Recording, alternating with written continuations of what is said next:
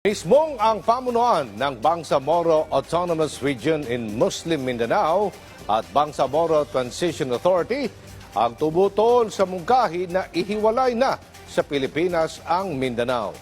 Para naman kay Presidential Advisor on the Peace Process, Carlito Galvez, idaanin na ng mga taga Mindanao ang magandang buhay na bunga ng ilang dekadang negosasyon para sa kapayapaan, kaya't hindi na ito dapat guluhin pa.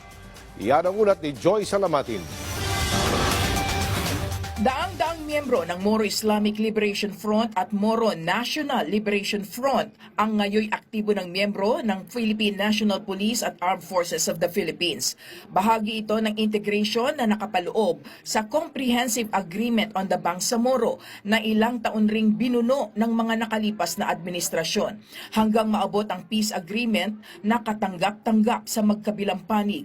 Nais na buong maipatupad ni BARMM Chief Minister Ahod Ibrahim ang kasunduan sa pamamagitan ng demokratikong paraan.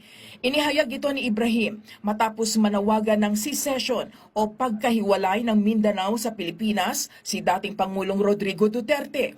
Hinikayat ni Chief Minister Ibrahim ang publiko na protektahan ang lahat ng naabot na ng peace process at mangibabaw ang kapayapaan sa pamamahala sa Mindanao. Ganito rin ang sentimiento ng BTA o Bangsamoro Transition Authority. Tapos na nila ang ilang dekadang kahirapan dahil sa armed secessionism sa Mindanao. Abot kamay na ang tunay na otonomiya na pangako ng peace agreement sa BARMM kaya't hindi na ito dapat guluhin pa. Para naman kay Secretary Carlito Galvez, Presidential Advisor on Peace, Reconciliation and Unity, may kapayapaan sa pagkakaisa, habang kaguluhan naman ang dala ng pagkakawatak-watak ng mga Pilipino. Unang-una, labag anya sa konstitusyon kung hihiwalay sa Pilipinas ang Mindanao. At ikalawa, inaani na ng Bangsamoro ang magandang buhay na dala ng peace agreement bukod pa sa bahagi na sila ng nation building. Tanong naman ng Kabataan Party List, kung makakatulong ang secession sa pag-unlad ng Mindanao, bakit hindi ito isinulong noong panahon ni dating Pangulong Rodrigo Duterte sa Malacanang? Di naman sasagutin ng pagkalas sa Pilipinas ang mga problema ng Mindanao sa kahirapan, armadong tunggalian, pandarambong sa kalikasan at iba pa.